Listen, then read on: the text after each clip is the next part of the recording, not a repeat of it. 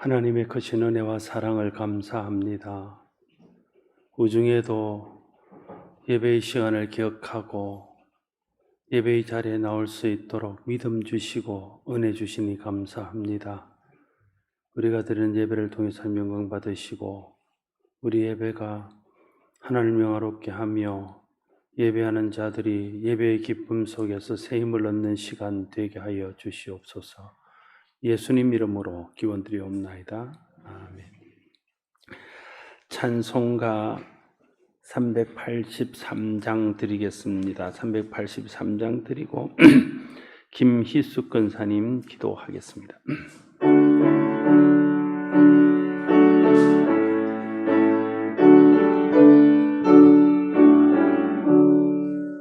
눈을 들어 산을 보니 도움 어디서나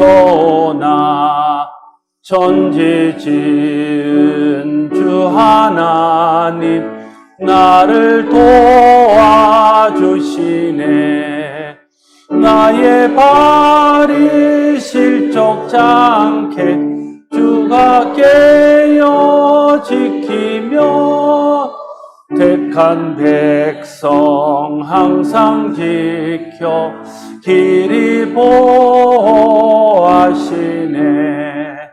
도우시는 하나님이 내게 그늘 되시니 낮의 해와 밤의 달이 너를 상치 않겠네. 내게 화를 주지 않고 혼을 보호하시며 너의 출입 지금부터 영영 인도하시리.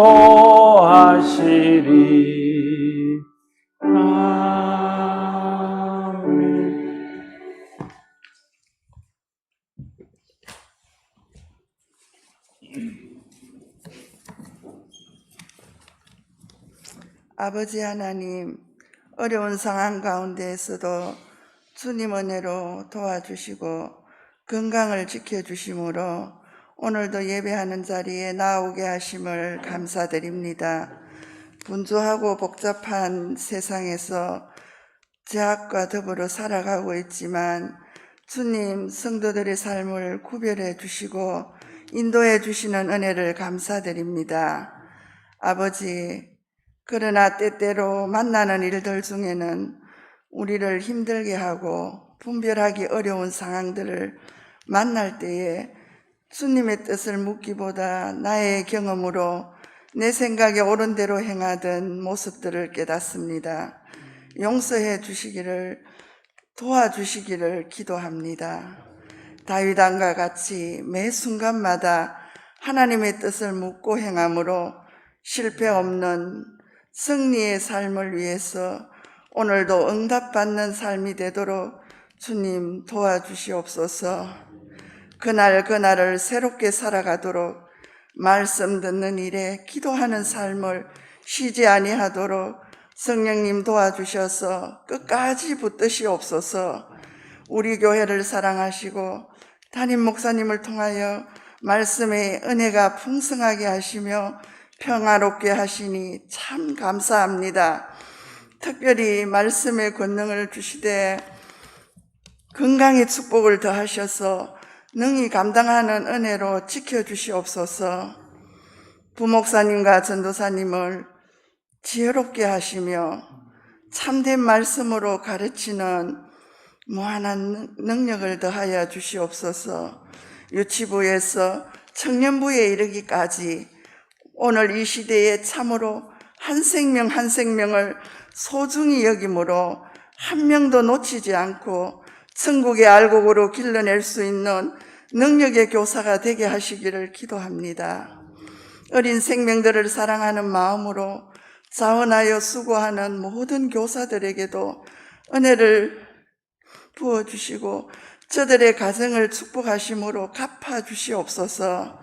아동부가 성경학교를 청년들이 3주간 토요일에 모임을 진행 중에 있습니다. 매 순간 은혜 부어주시고 성령님 함께 하시는 모임이 되게 하시옵소서. 이제 주시는 말씀을 들을 때에 집중하게 하시고 깨닫게 하시는 이 말씀으로 우리의 삶 가운데 매 순간 말씀이 생각나게 하셔서 악한 세상을 이기는 승리의 삶이 되도록 주님 도와주실 것을 믿으며 우리를 온전케 하시는 예수님의 이름으로 기도드립니다.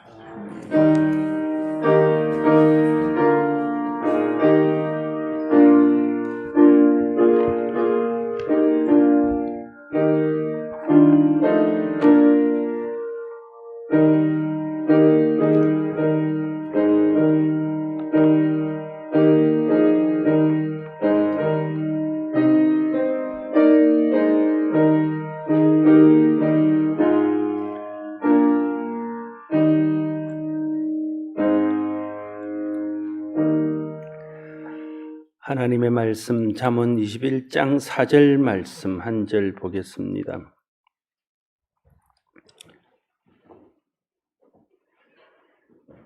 잠언 21장 4절 말씀 구약성경 934쪽입니다.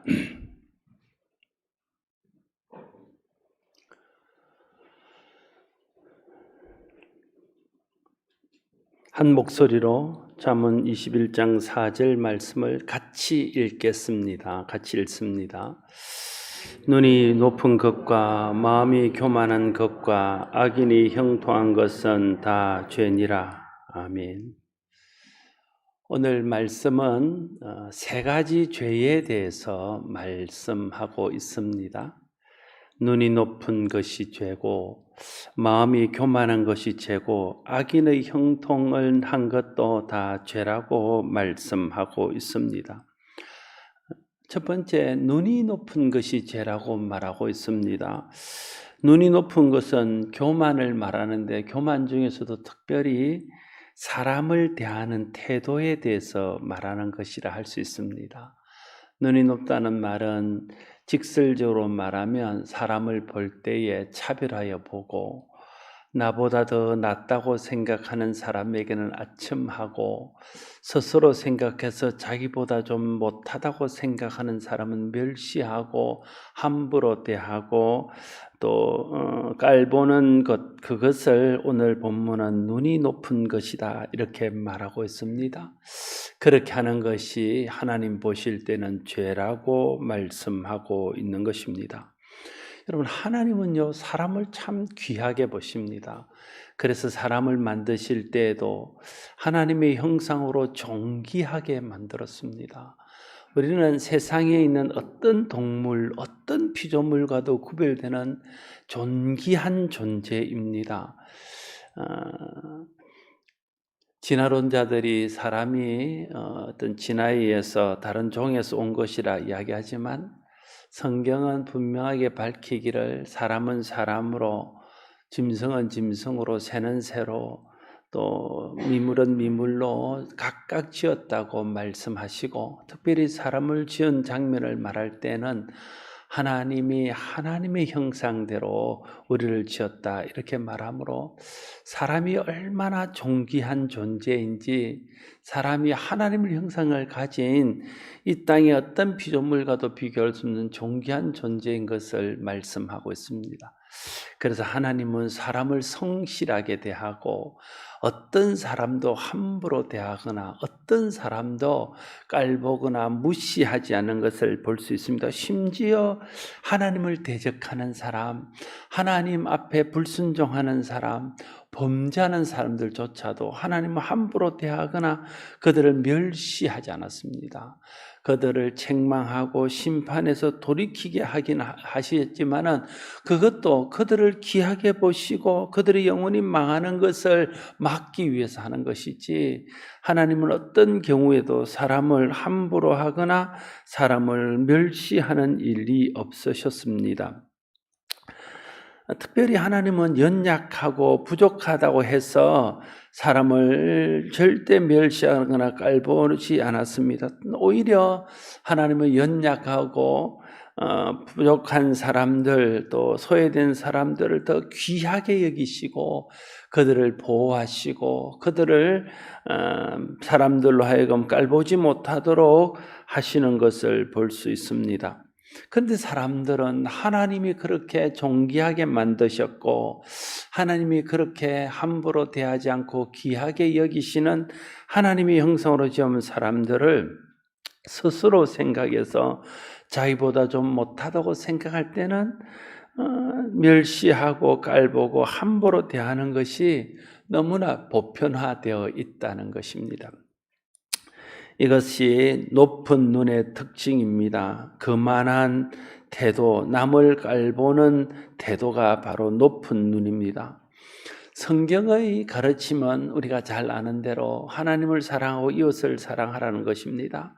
특별히 이웃을 사랑하라 할 때요, 이웃을 내 몸과 같이 사랑하라 이렇게 말씀하시고, 예수님께서 사랑에 대해서 말씀하실 때는 친구를 위해서 자기 목숨을 주는 것보다 더 큰 사랑이 없다 말하면서, 사랑한다는 것을 말할 때 사랑은 1차적으로 다른 사람을 깔보거나 멸시하는 것과는 완전히 다른 편에 서 있고, 오히려 그들을 귀하게 보아서 내가 나를 귀하게 여기는 것처럼 다른 사람을 귀하게 여기고, 내가 나를 그렇게 귀하게 여기는데 나를 희생해서 그 사람을 귀하게 여기는 만큼 나보다 더 귀하게 여기라는 것이 성경의 가르침입니다. 그게 이웃사랑에 대한 정신입니다.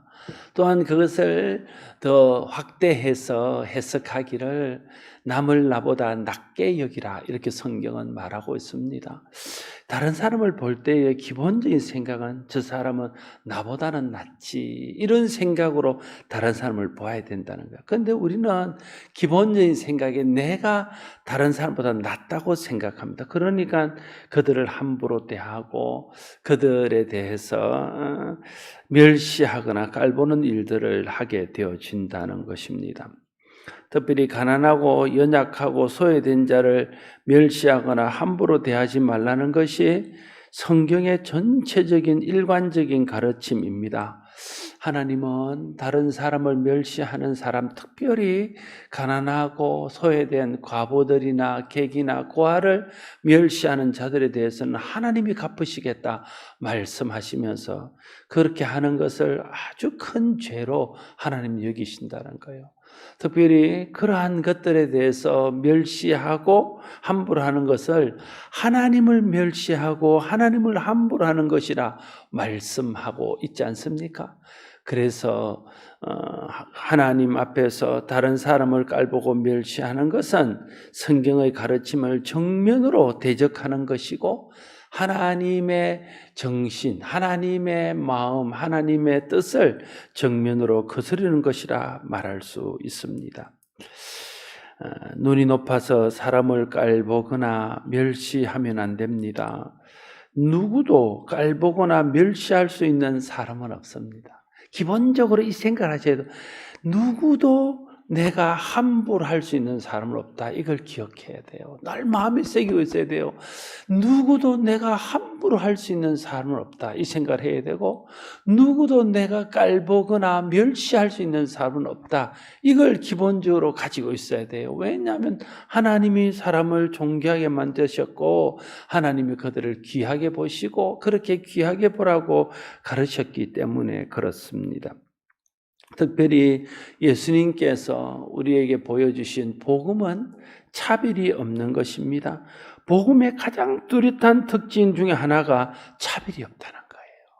차별은 복음의 정신에서 벗어나는 겁니다. 누군가를 차별하고 어떤 것을 차별한다면 그 사람은 복음적인 사람이 아니에요. 아무리 나와서 열심히 예배하고 기도하고 봉사하고 충성하고 사람들 보는 앞에서 겸손하고 온유하고 모든 믿는 사람들 아름다운 모습을 가지고 있다 할지라도 그 사람의 마음속에 누군가를 차별하고 누군가를 멸시하는 마음이 있다면 그 사람은 절대 복음적인 사람은 아닙니다. 그런 사람은 이제 율법적인 사람이라고 성경 부르는 거죠. 율법의 정신은 차별입니다. 죄를 짓는 사람, 잘못하는 사람들은 차별하고 의를 행하는 사람, 바르게 행하는 사람들은 또 좋게 보고. 이게 율법이지요. 율법은 법이기 때문에 그 옳고 그름을 따져서 옳은 사람들은 상을 주고 그런 사람들은 벌을 주는 것이 율법이죠. 율법주의는 차별이 있습니다. 그러나 복음은 그리스도 안에서 모든 죄가 용서받고 그리스도 안에서 모든 사람이 다 받아들여지기 때문에 그 안에서 모든 차별이 없어지는 겁니다. 그래서 구원받는 일에는 유대인이나 헬라인이나 이방인이나 차별이 없다. 주님이 말씀하시고 차별하는 것은 복음에서 벗어난 것임을 우리에게 말씀해 주고 있습니다. 예수님도 아무도 차별하지 않았습니다. 오히려 예수님은요, 성경을 읽어보면 예수님이 주로 교제하고 예수님이 주로 만나고 주로 가르치고 사역했던 사람들은 가난한 사람, 병들어서 소외된 사람, 과부, 고아, 다른 사람들이 몰라주고 멸시하는 사람들, 특별히 죄인들, 세리들, 이런 사람들을 가까이 하고 그런 사람들의 친구가 되어주며 그들을 치료하고 그들을 섬기는 일에 예수님의 생애를 드렸던 것을 볼 수 있습니다. 그것은 다시 말하면 예수님께서 복음의 정신을 우리에게 보여주고 복음의 차별 없는 정신을 그대로 실천하셨다는 것을 알 수 있습니다. 예수님 마음속에요, 차별하는 마음이 조금이라도 있었다면 제자를 그런 사람 뽑지 않았을 것입니다. 좀 율법적으로 또 가문적으로 바리새인들과 서기관들 중에서 경건하고 좀 가문적으로 믿음의 전통이 있는 이런 사람들을 뽑았을 것입니다. 그런데 그렇게 하지 않았다는 거예요. 우리는 차별하는 줄도 모르고 차별하는 일들이 많습니다. 이제 우리가 목차다 보니까 교회 신문들을 보면 한 번씩 목회자들을 청빙하는 이런 것들이 있습니다. 물론 나쁜 의미에서, 좋은 의미에서 하는데 무슨 3대째 신앙생활 하는 가문 뭐 사모님의 뭐 어떤 이런 것들을 이제 조건으로 달아놨어요. 그렇게 되면 아무리 경건한 사람도 아무리 복음적인 사람도 그 조건에 안 맞으면 지원할 수 없는 거죠. 차별입니다, 차별. 그죠? 그러니까 우리가 어떤 사람들에 대해서 차별하는 마음들이 너무나 차별인 줄도 모르고 차별하고 있다는 거죠. 그래서 내 마음을 살펴봐서 내가 다른 사람들을 차별하는 마음이 없는지를 차별하는 마음이 있다면 그것은 복음의 정신에서 벗어나고 예수님의 가르침을 따르지 않는 것임을 우리가 기억해야 됩니다. 어떤 경우에도 누구도 예수님은 차별하지 않으셨습니다. 사람을 다 귀하게 대하셨습니다. 사람을 차별한다면 그것은 복음의 정신에서 벗어나는 것입니다. 예수님의 본을 따르지 않는 것입니다. 그래서 죄입니다. 여러분, 어떤 경우에도 누구를 대하든지 차별 없이 특별히 사람을 멸시하거나 깔보거나 함부로 하지 않기를 바랍니다. 우리의 눈이 높아지지 않도록 하나님의 은혜를 구하십시오. 생각해보면 자기 자신이 얼마나 하나님 앞에서 큰 죄인인지를 알잖아요. 주님께서요, 그 1만 달란트 빚진 자의 비유를 말씀하시잖아요. 그러시면서 지난번에도 말씀드렸지만 그 말씀의 초점은 이거, 네가 1만 달란트 빚진 자라는 거. 내가 1만 달란트 빚진 자인데 어떻게 자기에게 100다나리온 빚진 자를 차별하고 함부로 하고 갈시하고 멸시할 수 있냐는 거예요. 그러니까 우리 정신 속에 나는 1만 달란트 빚진 자인데 그 1만 달란트 빚을 값없이 그저 예수님의 십자가 공로로 해결해 주시고 나를 자녀로 받아주시고 아무런 색안경 끼지 않고 아무런 차별 없이 나를 그대로 자녀로 사랑하는 자녀로 받아주셨다 하는 것을 우리가 생각한다면 1만 달란트 빚졌다가 값없이 탕감받은 우리가 누구를 차별하며 누구를 멸시하며 누구를 깔보고 함부로 할 수 있겠냐는 거예요. 그래서 우리의 눈이 높아지지 않도록 주님이 사람을 보신 것처럼 우리의 눈이 사람을 귀하게 볼 수 있도록 우리의 눈이 변화를 받아야 됩니다. 저와 여러분의 눈이 예수님의 눈을 닮고 하나님의 눈을 닮아서 누구를 대하든지 함부로 하지 않고 차별하지 않고 멸시하지 않고 깔보지 않는 귀하게 볼 수 있는 그런 성도들이 될 수 있기를 바랍니다. 오늘 본문이 말하는 두 번째 저는 마음이 교만한 것입니다. 눈이 교만한 것은, 눈이 높아진 것은 다른 사람을 대하는 태도, 깔보거나 함부로 하는 이런 것들을 말하는 것이라면, 마음이 교만하는 것은 듣는 태도와 관계가 깊습니다. 여러분, 구약 성경에 이스라엘의 타락에 대해서 말할 때에 이스라엘의 타락을 이야기하는 곳마다 그들이 하나님의 말씀을 듣지 않았다 이렇게 말합니다. 그런데 하나님 말씀을 듣지 않는 이유를 마음이 높아서, 마음이 교만해서 하나님 말씀을 듣지 않는다는 거예요. 내 마음이 높아져서요, 내 생각이 옳고 내가 최고라는 생각, 내가 잘못되지 않았다는 생각, 내가 기준으로 삼고 있는 이런 생각들이 내 속에 딱 있는 거예요. 그러니까 하나님 말씀조차 듣지 않는 겁니다. 하나님 말씀도 내가 내 기준에서 내가 옳다고 생각하고 내가 받아들일 수 있는 것만 받아들이고, 그렇지 않는 것은 하나님이 말씀이라 할지라도 듣지 않는 거예요. 그것이 마음이 교만한 것입니다. 마음이 교만한 사람은 하나님 말씀을 듣지 않습니다. 그래서 타락의 길로 가고 망하는 길로 가고 하나님의 뜻과는 상관없는 길로 가게 됩니다.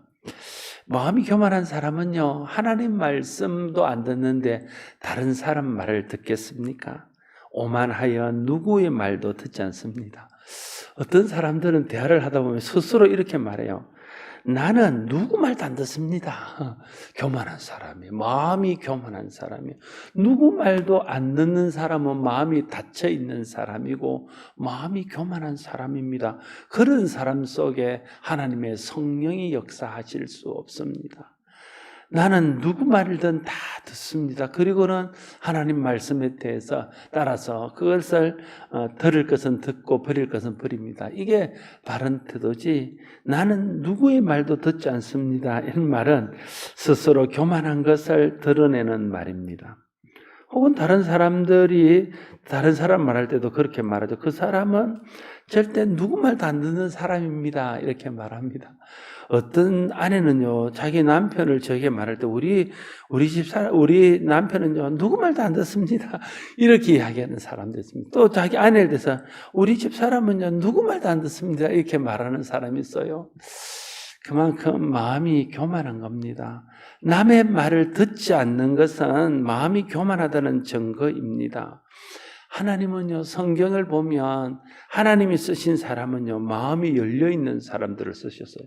하나님이 뭐라 말씀하시든 그것이 나에게 해로운 말씀이든 그게 내가 좋아하는 말씀이든 내가 순종하기에 합당한 말씀이든 아니면 내가 순종하기 어려운 말씀이든 하나님 말씀이면 하나님 말씀으로 받아들이고 듣겠다는 태도가 있는 사람을 하나님 쓰시고 그런 사람을 기뻐하시고 그런 사람을 통해서 하나님 영광을 받았다는 거예요. 우리가 함께 일하는 팀 아니에요, 팀. 우리는 동료요, 동력자요, 한 몸의 지체 아닙니까? 그러면 서로의 이야기를 귀담아 들어야 되죠. 서로가 무엇을 생각하는지, 어떤 점을 불편해하는지, 어떤 생각을 가지고 어떤 일을 하기를 원하는지 팀이 서로 이야기를 들어야지. 자기 이야기만 하고 다른 사람을 이야기를 듣지 않으면 팀워크가 깨어지고 지체가 온전히 자기의 일을 못하는 겁니다. 그러면 어떻게 될까요? 하나님의 일도 하나님의 뜻도 제대로 이루어지지 않고 제대로 성취되지 않는 것들을 경험하게 될 것입니다. 그래서 마음이 교만하여 하나님 말도 안 듣고 다른 사람 말도 안 듣고 자기 속인의 옳은 대로만 행하는 사람이 죄인이라는 거죠. 그래서 제가 자주 말씀드리지만 구약 시대 때 가장 타락한 시대를 말하면 사사기가 가장 타락한 시대예요. 사사기는요, 하나님도 없고요, 법도 없고 사람들이 양심도 없어요. 이건 정말 무법천지고 양심이라고는 일말의 양심도 찾아올 수 없는 그런 시대예요. 그런데 이제 그때의 사사기를 기록한 사사기 기자는 계속 말하기를 그때는 왕이 없었으므로 사람들이 제 속인의 어른대로 행했기 때문에 그랬다는 거예요. 그게 하나님 말 안 듣는다는 거예요. 다른 사람 말 안 듣는 거예요. 자기 생각대로, 자기 마음대로, 자기 옳다는 대로만 하는 것이며, 그랬더니 세상이 타락하고, 그랬더니 세상이 무법천지되고 의가 없는 가장 악한 시대가 되었다 하는 것입니다. 우리의 마음이 교만해서 하나님 말씀도 듣지 않고 다른 사람도 말씀도 듣지 않는 자기 속인의 옳은 대로 행하는 마음은 없는지 우리 마음을 깊이 살펴봐야 된다. 그리고 우리 마음을 활짝 열고 성령 안에서 성령님 내 마음을 열어주셔서 하나님 뭐라 말씀하든지 듣게 하시고 다른 사람이 내게 어떤 말을 하든지 들을 수 있는 열려진 마음을 달라고 구해야 됩니다. 그래서 성령께서 우리 마음속에 그런 열린 마음을 주시고 누구의 말이든 다 들을 수 있는 그런 은혜의 마음을 주실 때에 결국은 그런 마음이 하나님을 영화롭게 할 뿐 아니라 하나님 뜻을 이루고 또 함께 들음으로 팀워크를 이루어가며 함께 하나님 나라를 이루고 그 안에서 함께 건강하고 함께 자라고 함께 하나님 주시는 복을 누리는 그런 은혜로 나아갈 수 있게 될 것입니다. 로마서 12장 16절에 이렇게 말씀하시죠. 서로 마음을 같이 하며 높은 데 마음을 두지 말고 도리어 낮은 데 가하며 스스로 지혜 있는 채 하지 말라. 서로 마음을 같이하여 높은 데 마음을 두지 말라. 높은 데 마음을 두면 어떻게 된다고요? 서로 같이 한다. 함께 한다. 안 들으니까, 다른 사람 말 안 들으니까, 하나님 말 안 들으니까 자기 하고 싶은 대로 자기 마음대로 한다. 그렇게 하지 말라는 거. 야고보서 4장 6절 말씀도 그러나 더욱 큰 은혜를 주시나니 그러므로 일렀으되 하나님이 교만한 자를 물리치시고 겸손한 자에게 은혜를 주신다 말씀하십니다. 하나님은 겸손한 자에게 은혜를 주셔서 그런 자를 통해서 일하십니다. 하나님 은혜를 왜 주실까요? 하나님 은혜 주실 때는 두 가지 때문이죠. 사명을 감당하라고 은혜 주시고 하나님 은혜를 누리며 살라고 은혜를 주셔요. 그런데 우리는 은혜 주시면 사명을 감당하려고 은혜 주시는 줄로 잘 몰라요. 그냥 내 복 받고 내가 잘 살고 내가 누리기 위해서만 은혜 주신다고 생각해요. 근데 하나님은 겸손한 자에게 은혜를 주심으로 그 겸손한 자가 그 은혜로 하나님의 일을 하고 하나님 나라와 그 일을 위해서 살도록 하셔서 하나님 뜻을 이루게 하시고, 왜냐하면 교만한 자에게 하나님 일을 맡기면 하나님 뜻대로 안 하니까 겸손한 자에게 은혜를 주셔서 그 자를 통해서 일하시고 또 그 겸손한 자에게 은혜를 주셔서 그가 은혜를 누리며 살 수 있도록 하신다는 겁니다. 겸손한 마음으로 하나님 말씀을 듣고 다른 사람의 말을 열린 마음으로 들을 수 있는 저와 여러분들이 될 수 있기를 바랍니다. 세 번째 죄는 악인의 형통한 것이 죄라는 거예요. 여러분, 악인은 잘 살아도 그게 죄라고 말합니다. 왜 악인은 형통해도 죄입니까? 두 가지 차원에서 말하죠. 하나는 악인이 형통하는 과정이 바르지 않기 때문에 그렇습니다. 왜 악인입니까? 악을 행하기 때문에 악인이죠. 그럼 악인이 형통했다면 그 형통은 악을 통해서 형통하게 된 거예요. 그럼 그것이 아무리 형통해도 하나님 보실 때는 그는 죄 덩어리에 불과하다는 거예요. 여러분, 불의한 방법으로 재물을 모아서 부자가 되었으면 사람들은 부러워할 수 있을지는 모르나 하나님 보실 때는 그가 안고 있는 모든 분은 자기를 죽이고 자기를 망하게 하는 죄 덩어리에 불과하다는 거예요. 그걸 우리가 기억해야 되는 거죠. 그래서 하나님 앞에서 악인의 형통은 죄 덩어리에 불과하다는 겁니다. 하나님 없이 불의한 방법으로 세상의 어떤 부정한 방법으로 어떤 명예를 이루고 또 어떤 부를 이루고 성공을 이룬 것들은 사람들의 눈에는 좋아 보이고 사람들의 눈에는 부러워할 만한 것이 될 수 있을지는 모르나 하나님 보실 때는 그것 자체가 그냥 죄 덩어리라는 거예요. 그래서 악인의 형통은 죄다 이렇게 말씀하시고, 또 하나는 악인이 형통하게 되면 어떻게 될까요? 이 의인이 형통하면요, 그 형통은 모든 사람을 축복하는 축복의 통로가 돼요. 저 의인이 형통하면 그 형통은 하나님의 영광을 드러내고 하나님 나라를 세우는 일에 도구가 돼요. 근데 악인이 형통해지죠. 악인이 형통해지면요, 악인의 형통은 하나님을 대적하고 하나님의 영광을 가리는 도구가 돼요. 악인의 형통은 다른 사람들을 통제하고 다른 사람들을 자기 마음대로 하려고 하는 도구가 돼요. 그러니까 악인의 형통은 형통하게 되는 과정에서도 봐도 그건 죄고, 악인의 형통은 그 형통을 사용하는 것에서 봐도 죄라는 거예요. 그래서 악인의 형통은 죄라 이렇게 말하고, 그래서 성경은 악인의 형통에 대해서 말할 때에 잠언 24장 11절에 너는 악인의 형통을 부러워하지 말며 그와 함께 있으려고도 하지 말지라 이렇게 말하고, 악인의 형통을 절대 부러워하면 안 된다. 여러분, 우리가요, 안 믿는 사람들의 형통을 부러워하면 안 돼요. 그들과 함께 있지도 말라고 성경은 말합니다. 잠언 24장 19절도 같은 말을 해요. 너는 행악자로 말미암아 분을 품지 말며 악인의 형통함을 부러워하지 말라 이렇게 말합니다. 왜냐하면 악인의 형통을 부러워하는 것은 죄를 부러워하는 것이에요.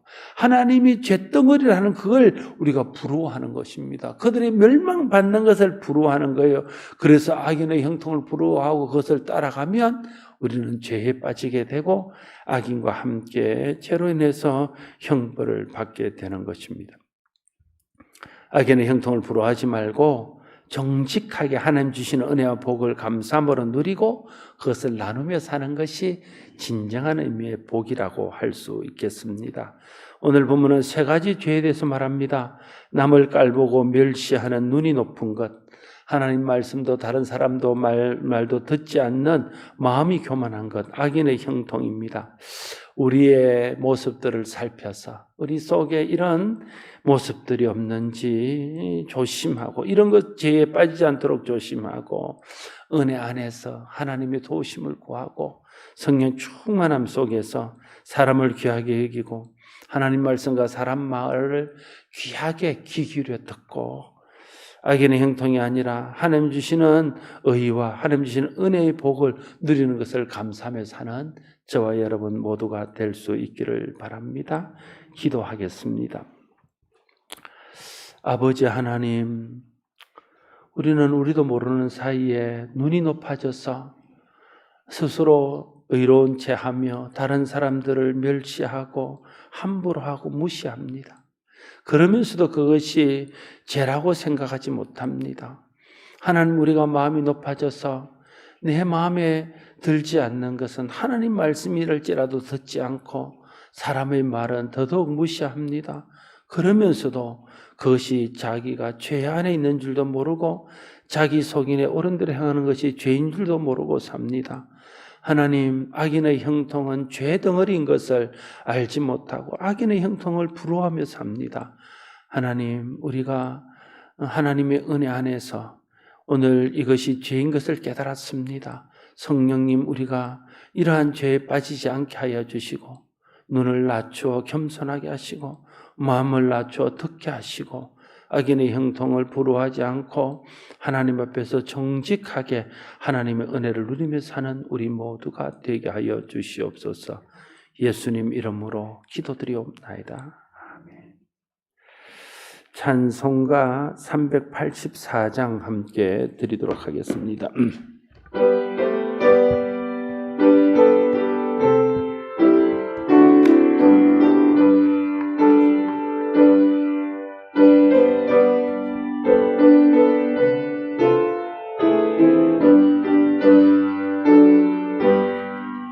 나의 갈 길 다가도록 예수 인도하시니 내 주 안에 있는 긍휼 어찌 의심하리요.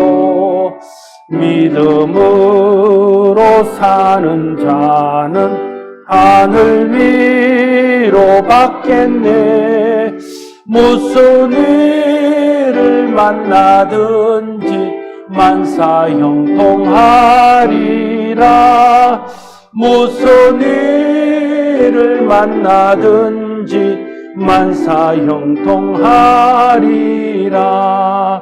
나의 갈 길 다가도록 예수 인도하시니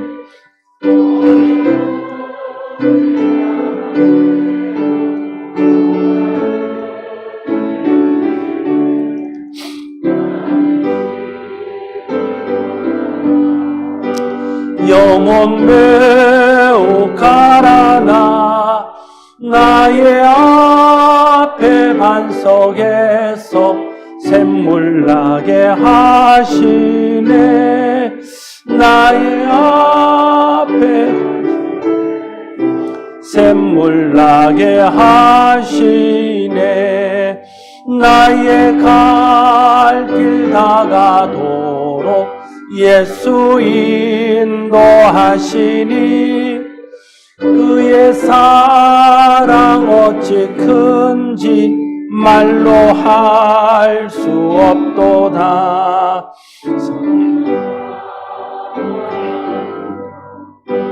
하늘 날아갈 때에 영영 부를 나의 찬송 예수 인도하셨네.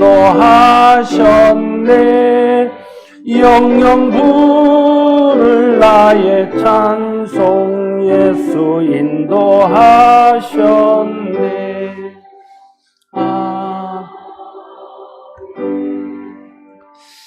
우리 주 예수 그리스도의 은혜와 하나님 아버지의 크신 사랑과 성령의 감동하심이 예배하는 주의 사랑하는 백성들 위에 항상 함께 없이기를 축원하옵나이다. 아멘.